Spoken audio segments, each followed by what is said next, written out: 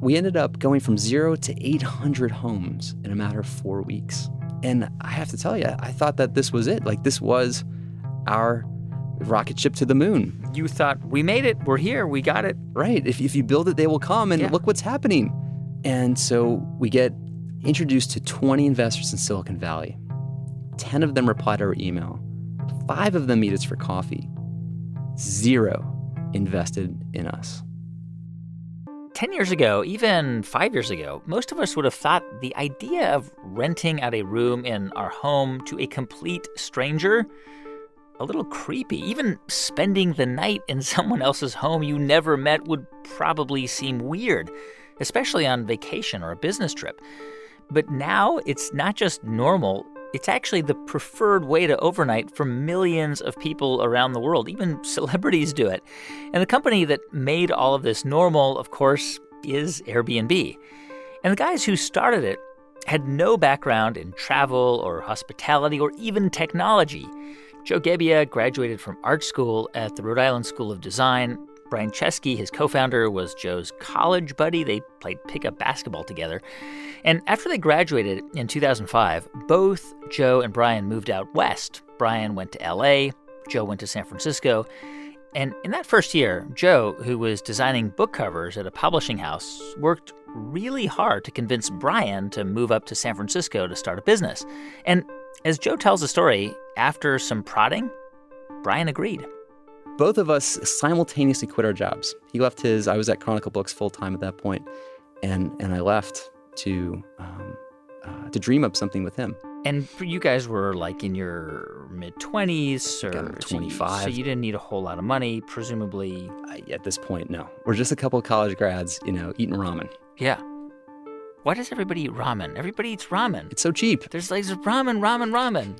I mean, you can get rice. It's rice, cereal too. Anyway, so you guys are there. You're eating ramen. And what, you're just like spitballing ideas? We're spitballing ideas, and that first week was so exciting. You mean the first week he comes, you're like... Oh my God, yes. I mean, that first week felt like RISD again. This place was full of ideas. And then something ominous happened. A letter came in the mail. I open it up. It's addressed to me. I pull it out, and it's from our landlord. Yeah. Who politely states that our rent is now 25% higher than it was the month before. Wait, just in 1 month he raised it by 25%? 25%. And that's legal? It was not under rent control. Okay. Believe me, I looked into it. Yeah. And so were you like freaking out? Of course. I ran to my online banking and was like, oh my God, can I make rent next month? And Brian did the same thing. And we realized that we almost couldn't. We weren't getting paychecks at this point. Yeah. So this is a moment where our backs are against the wall. And I feel like all the creative training that we'd received started to pay off because we started to think about, okay, well, how can we design our way out of this? And that was when I reflected on a previous experience that I had back in Providence. The day before that I drove cross country, I sold off all my stuff. And when I was having that yard sale, this guy pulls up in the red Mazda Miata, and he starts looking at my stuff. And I'm getting pretty annoyed because I'm ready to go home. But he ends up buying a piece of art that I was selling, so we get to talking. And he tells me all about how he's about to go into the Peace Corps and he's driving cross country, and he doesn't know a soul in Providence. So I invite him out for a drink that night. And I make the mistake of asking him, so where are you staying tonight? And he makes it worse by saying, actually, I don't have a place. And I'm thinking, oh, man. What do you do? Yeah, you have to give him a place. Like, we've all been there, right? Yeah. Like, do I host this guy? So before I know what I'm saying, I'm like, hey, you can stay on an airbed in my living room. So that night, I set him up in the living room, and I go to bed, and I try to fall asleep. I'm staring at the ceiling thinking, oh, my God. What have I done? There's a complete stranger in my living room. Yeah. What if he's psychotic? So I get up, I tiptoe to my door, and I lock my bedroom door. The next morning we wake up, we get breakfast together. It turns out he was not psychotic. And the piece of art that he bought hangs in his classroom. He's a teacher now. And he's still, presumably you're still in touch with him. Yeah, his name's Joseph. We're still in touch. So this is the dude that inspired what would eventually become Airbnb. So you're in your apartment, your rent's going up 25%. And what, you say, let's just rent out a room in our apartment? Well, I'm looking at my laptop, and there's a design conference that's coming to San Francisco, the Industrial Designers Conference, right? And on the conference website, in big red letters, it said, hotels sold out. And I'm thinking, oh man, what a bummer. Designers want to come last minute. They're not going to have a place to stay. And in that instant, I look up and I'm looking around the living room and I go, wait, we have so much extra space here. And I have airbeds in the closet. And the idea of hosting people on airbeds had gradually become natural to me. And the thinking is there'll be more than just the place to sleep. We can cook breakfast in the morning. We'll pick them up from the airport. We'll give them a neighborhood guide and a map to San Francisco. So how did you get the word out? How did the designers know that this was available? Well, we didn't want to use any of the classified websites because there's going to be people in our home. So we made our own. What do you mean you made your own? Well, we designed our own website. But so you designed your own website that said what? Well, it said who we were. It said about this concept of stay with us and we'll provide these things for you. So this website was just for the design conference. That's it. This This is meant to be for one weekend. And what did you call the website? It was literally called airbedandbreakfast.com. And we start to get emails from around the world, designers who needed a place to stay. Emails from London, from Brazil, from Japan. People actually started sending us their resumes, their LinkedIn profiles to vie for one of these limited 3 airbeds. And for how much was it? For $80 a night. You could stay in San Francisco with Brian and I. That's a great deal. It was an amazing deal. And do you remember who your first guests were? Yeah. So it was Mole, Catherine, and Michael were the first 3 guests. And, what happened next, I don't think we could have predicted. They stayed with us, and we got to show them San Francisco. They got to feel like they belonged there in the sense that they didn't feel like outsiders. You know what I mean? Like, yeah. And, I'll never forget saying goodbye and watching the door click closed and thinking with Brian, wait, what if we made it possible for other people to also share their experience and to host guests in their home and show off their city? Yeah. Wait, at what point did you and Brian look at each other and go, okay, man, I think this is our business? Was it like right after that door closed and clicked and they left? I wish it was, but I can't say that was the case. So that December, we both went home for holiday. And at our respective New Year's Eve parties, everyone would ask, so what are you doing in San Francisco? Say, well, we're entrepreneurs. Well, what are you entrepreneuring? And we didn't really have very much other than to say, well, let me tell you about this time where we hosted these 3 guests on airbeds in our apartment. And one of 2 things happened. People either said, oh my God, that's the coolest thing in the world. Where can I do that? Or they said, that is the most bizarre, creepiest thing I've ever heard. And they left the conversation. Yeah. And I think one of the things that I've learned is that great ideas, I think they usually start out as polarizing. They're not kind of like, that's kind of okay. Mm-hmm. They either really tug on somebody's emotions or a latent desire that they have that's never been answered before, or they really perturb them in some way. But as long as there's people who really gravitate towards the idea, to me, that's a signal that you might be onto something. So what'd you do? What'd you guys do next? Well, we knew that we needed a great technical expertise.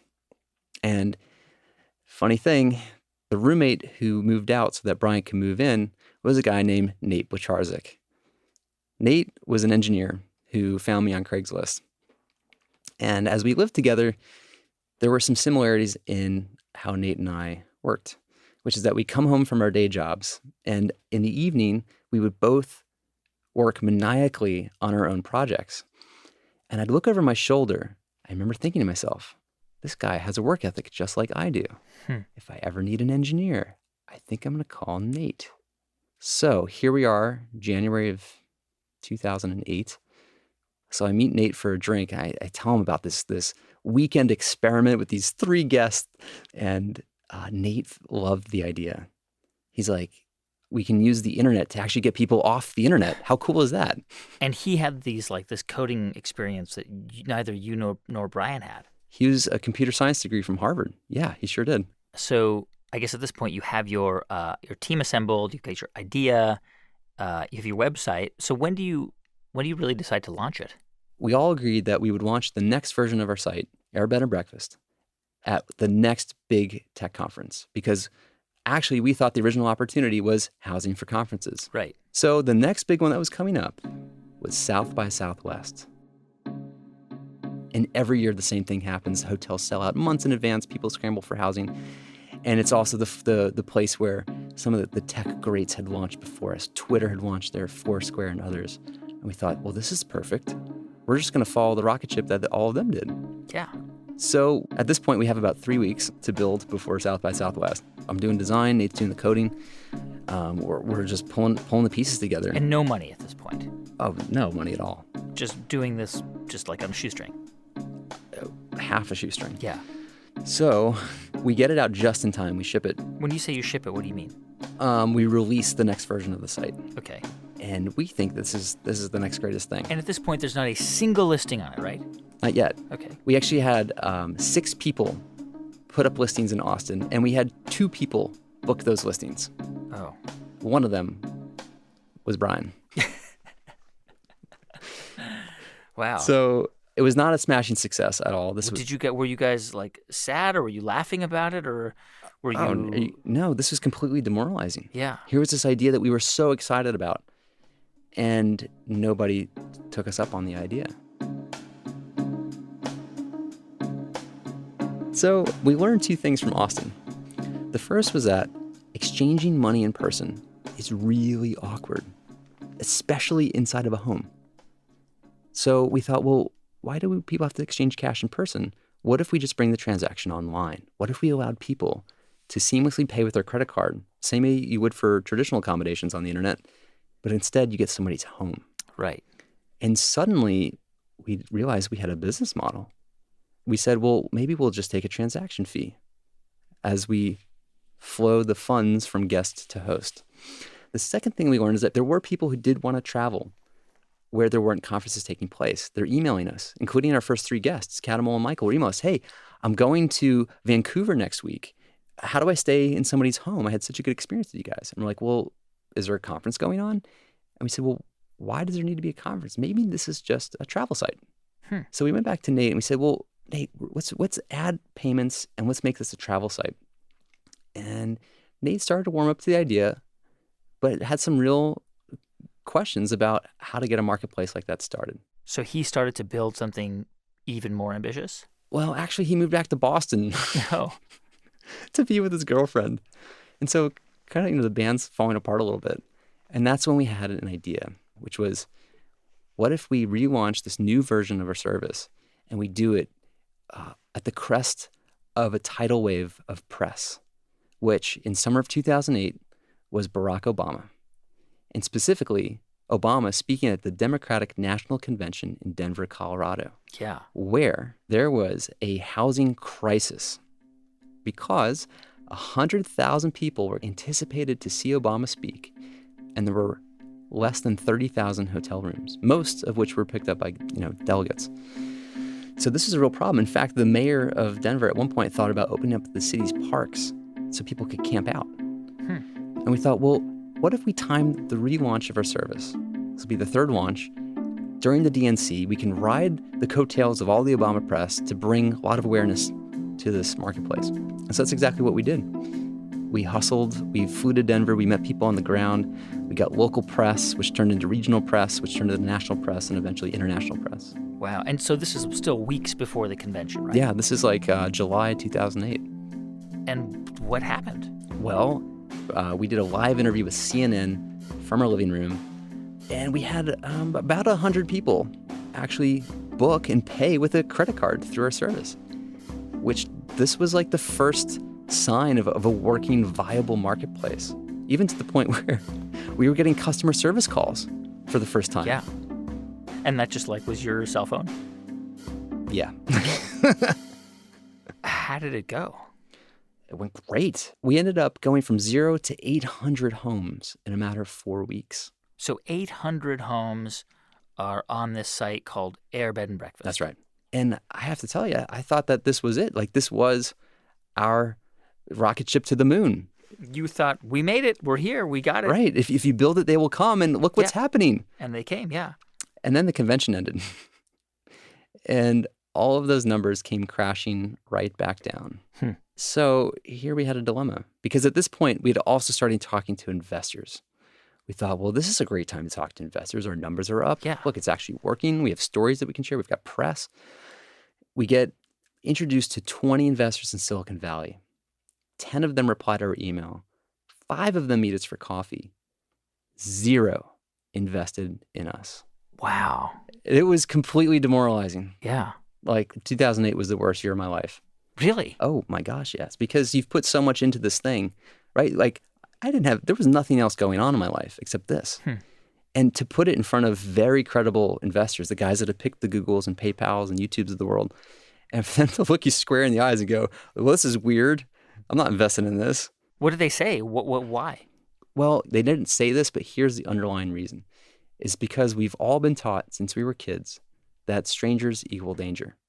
Right. No one in their right mind would invest in a service that was based upon this pitch that we want to build a website where people publicly post images of their most intimate spaces, their bedrooms, their bathrooms, the kinds of rooms that you usually close when people come over. And then over the internet, they're going to invite complete strangers to sleep in their homes. It's going to be huge. So this is like after the conventions, you're thinking, we got it. We're going to make all this money or raise all this money. And all of a sudden you get back to San Francisco and nobody wants to give you any money. Exactly. Nobody. So how are you keeping the business going if you didn't have any cash? We did raise a round of financing. We call it the Visa round. Which means you maxed out your credit cards? You know those binders where you keep baseball cards? Yeah. I had one of those, except there weren't baseball cards in it. There were credit cards. We would go through Visa after Visa to MasterCard and then finally to Amex, just maxing out credit cards. And that's how we funded ourselves. And I can tell you, like, there's no worse feeling than getting a credit card statement that's only going up with no hope of ever paying it down. Yeah. There's a name for this, by the way, in the startup world. There's a name for this phase of a company where you have a product in the market, but they don't fit yet. It's almost like 2 gears that don't touch. There's this mysterious gap between these metal gears. Yeah. That you can't figure out how to close the gap. And they call this the trough of sorrow. It's this long period of time where you don't have product market fit. And in the data or the analytics, it looks like the Midwest of analytics because it's perfectly flat. There's 0 growth. And this is when people tend to quit? This is when people tend to quit. In a moment, when we come back, how Joe Gebbia and his partners eventually climb their way out of that trough of sorrow. I'm Guy Raz, and you're listening to How I Built This from NPR.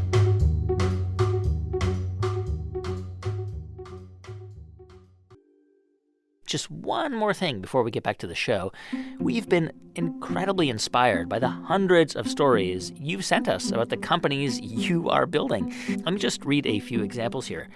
We heard from Seth Hill. He's got a company that's taking pre-orders for a product that grew out of a camping trip. And on that trip, he says, we grabbed our nylon hammocks, strung them up on a little island in the middle of a lake, and froze our butts off. So he's now got a prototype for a product he calls Sway.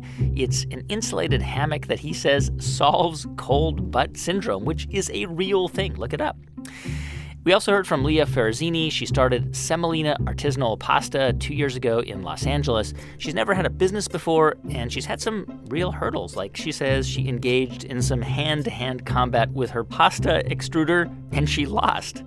But Leah is doing okay. Her organic pasta is already for sale online and in Whole Food stores in Southern California. We also heard from Larry Moss of Rochester, New York. He writes, I built my business out of thin air based on a product that typically lasts a week.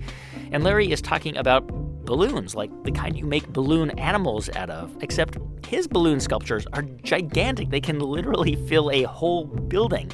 You can check out his story and the amazing pictures on our Facebook page. And while you're there, we'd love it if you'd like us. And if you want to send us your story about what you're building, go to build.npr.org. That's build with a d.npr.org.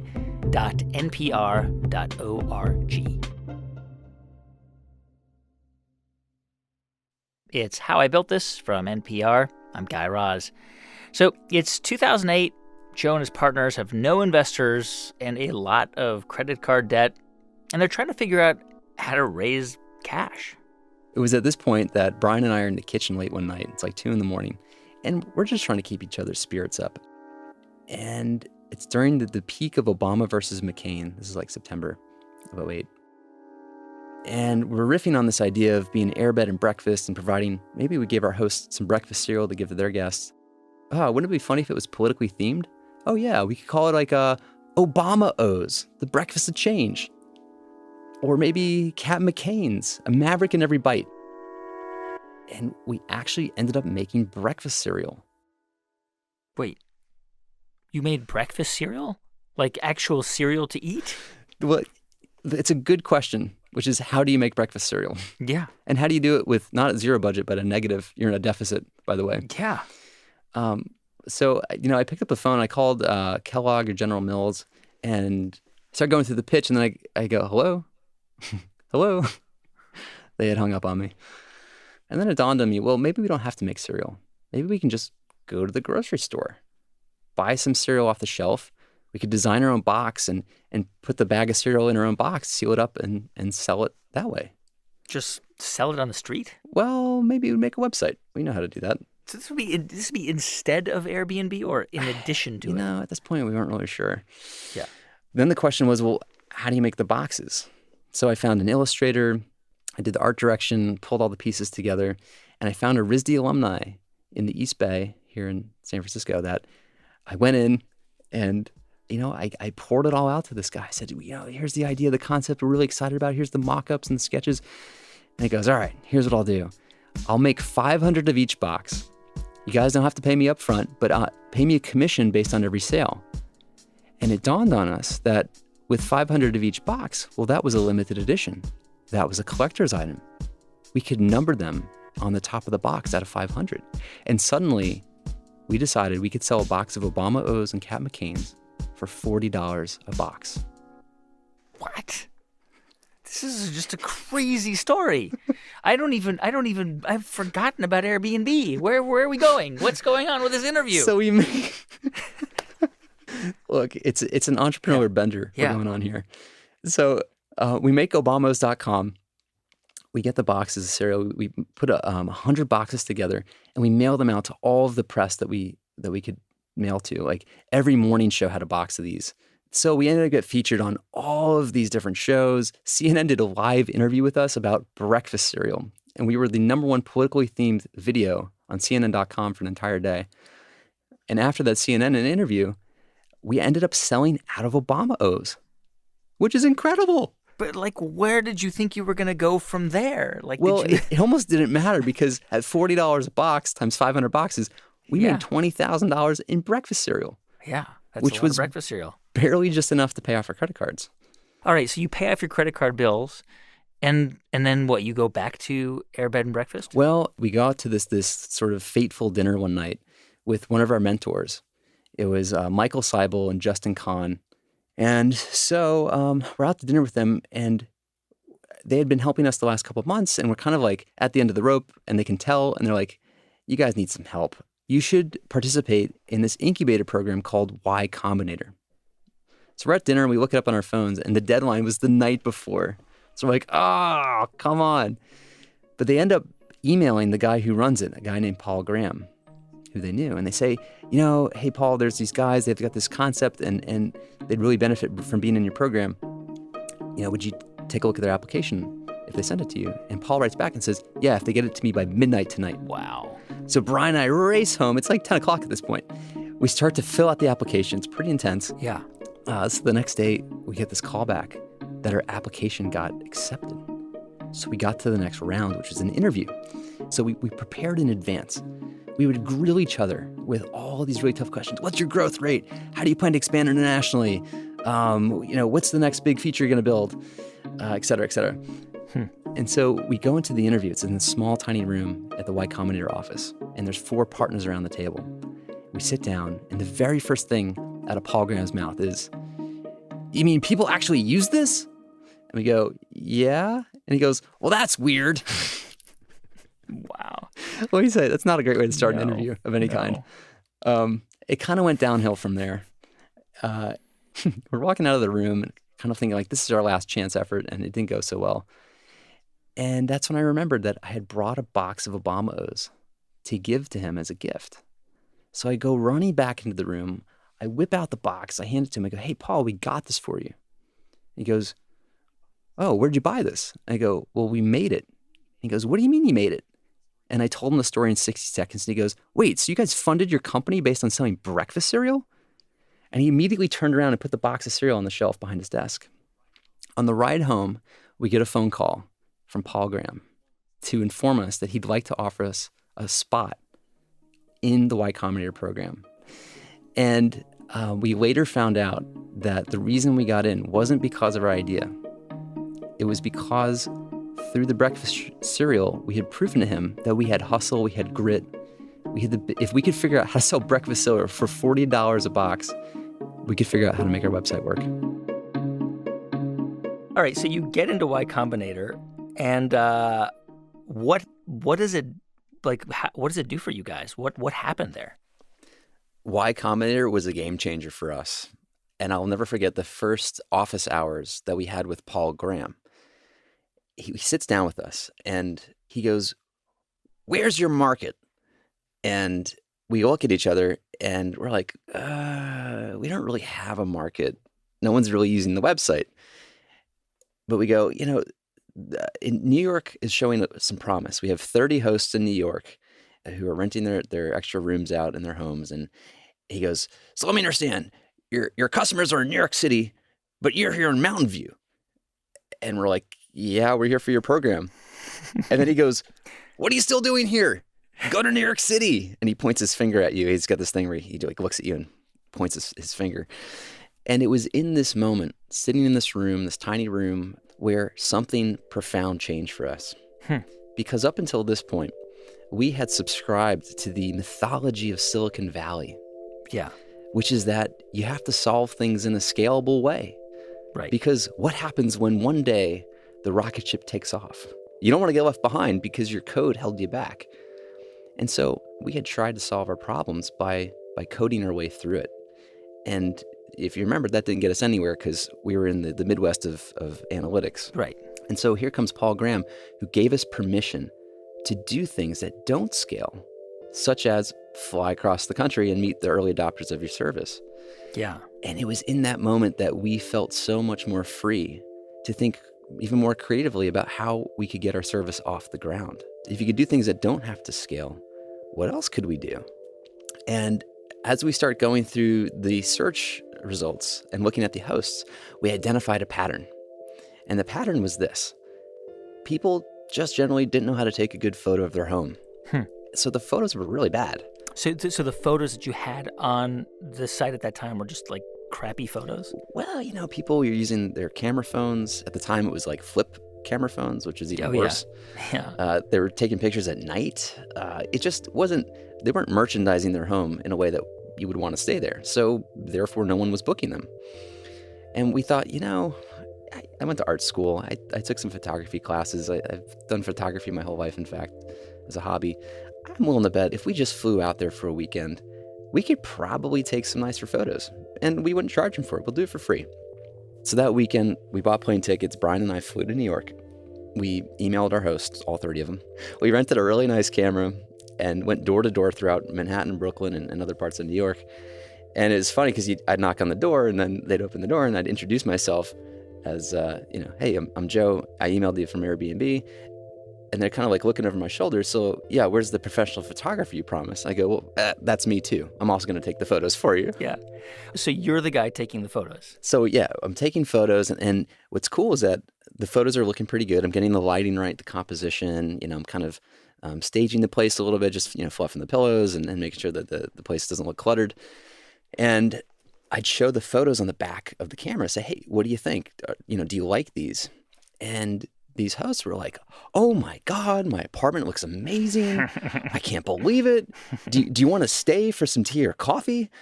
And so I'd end up spending a few hours sometimes in their homes just talking with them. And this is where instinctively we went into design research mode, which is going out and talking to the people that you're designing for such that you can understand the world from their point of view to inform your point of view. Yeah. And so I call this enlightened empathy, which is seeing the world so closely in the shoes of the person that you're creating for that you can see the world the way they see it. And you bring those insights back and you combine it with your own design point of view to create something new. So here we are in their living room. They pull out their laptop. I say, could you show me how you check your calendar? Show me how you message with guests. And in those moments, we saw how our perfectly designed interface completely and utterly failed. Huh. Why? What we thought took 2 or 3 clicks to get done, people were taking 10, 12 clicks. They were stumbling around, getting lost within our own website. And you guys did not know that up until that point? We had no idea. And so it wasn't until we actually sat down next to our early adopters, some of our most passionate early customers, and they revealed to us the mysterious gap between our product and our market was the inefficiencies of our user interface. Yeah, I mean, what's interesting about this is that you don't strike me as like an egomaniac or somebody who doesn't like feedback. You strike me as somebody who really wants it, and it's surprising that it took you guys so long to discover this. I know, right? I know, but once we did, it was like a jackpot. Yeah. So we came back with all of our discoveries. Something interesting happened. Our numbers that second week went from $200 a week in fees, which is what we were making for 6 months, right? Which is not sustainable. 3 guys cannot live off that in San Francisco. Yeah. Right. Our numbers jumped to $400 in 1 week. In 1 week, just from pictures and making a couple of simplified Well, changes. I looked at Nate. I said, Nate, is there a bug in the system? Because that's just crazy. Yeah. How did we double in a week? And sure enough, we had done more reservations with the host that we had met. Huh. And what's very interesting, Guy, is that we didn't know this at the time, but because New York is such an international destination, we had guests coming from Berlin, we had guests coming from London, from Sydney, from Vancouver, who were coming as guests, experiencing this new service of staying in somebody's home. They go back to where they came from, and they'd have this epiphany moment, this aha. They go, wait, I have an extra room. Why don't I rent that on the site? And they would sign up. Then they would sign up. Yeah. So at what point were you able to actually attract money from investors? Was it around that time? It's precisely around this time. So what I've learned is that when the gears start to click, investors can hear that. And they actually, this time, they came to us. And we had offers coming in from a variety of different groups. And the one that shocked us the most was Sequoia Capital, which was is a preeminent venture capital firm in Silicon Valley that we thought, well, maybe one day, like a year from now, we'll go talk to them. But actually, they were knocking on our door to talk to us. And we ended up closing a deal with them. We got our first round of financing, which was a huge relief. We could pay rent comfortably, and we could start to hire a team. I'm wondering, at what point do you remember sort of sitting with Nate and Brian and saying, I think this is going to be really big? Well, one night, this is in 2010, it was probably like 11:30 at night. I was really tired. I'm at this point, we have an office. And I used to look at every listing that got added to Airbnb. I would go through it at night and just click through each of them. And I come across this one that says Fiji Island. And I'm like, what's that? I click on it. And sure enough, somebody out in the South Pacific listed a 5-acre private island on our site. Wow. Complete with personal chef, complete with, water sports. And I'm looking through the photos of this thing going, holy cow, this is incredible. And it was in that moment where I realized the power of this platform is that we put it out there, and the creativity of the people who have contributed back to it has gone beyond any of our expectations.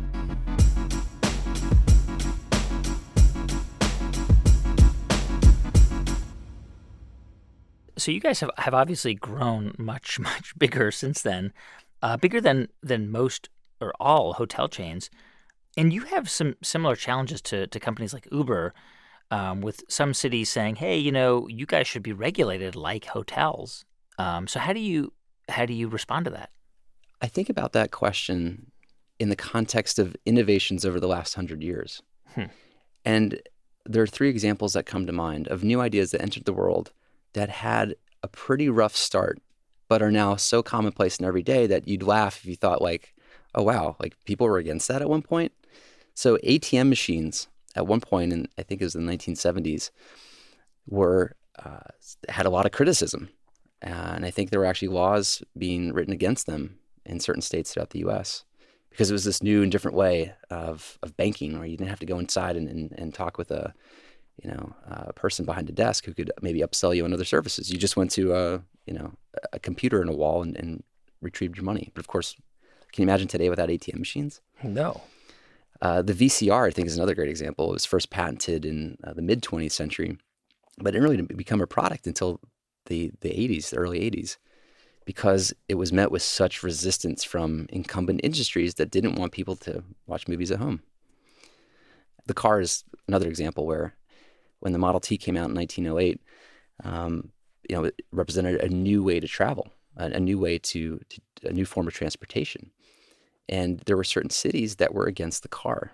And there were actually laws drafted to outlaw cars. But, after a year of trying a new, more efficient way of transportation, the people demanded that they didn't want to go back to horse and buggy. And so the policymakers, had to modify the laws to what the people wanted. Yeah. And so yeah. I think the world is ready for our invention, given Yeah. that there's been over 100 million people that have stayed in homes all over the world. And the good news is that as cities come to learn about what we do and what we offer, they tend to want to work with us because they see that there is an economic impact that allows people in their cities in different neighborhoods to benefit. I think last year Airbnb was valued at like $20 billion and probably more today. I mean, is that crazy to you? Does that shock you when you think that you just started this thing and as an idea that really went nowhere for the first couple of years in your apartment in San Francisco, and it's now worth like billions of dollars, like with a B? Does that mean anything to you, or to you is it just a number on a piece of paper? I don't think about it too much. I mean, Yeah. those things can change. If you look at the first .com, when I was growing up in Georgia, I was so enthralled by every day there was a new story of a new company that started in Silicon Valley or San Francisco. And that planted a very deep seed with me that one day I wanted to be a part of that. And so I also remember in the first .com of companies that were here today, gone tomorrow. Yeah. There's a list of 10 of the hottest companies from the 1990s, one of which you would still remember. It's because technology moves so quickly that if you're not thinking about what's next, the world around you can change faster than you do.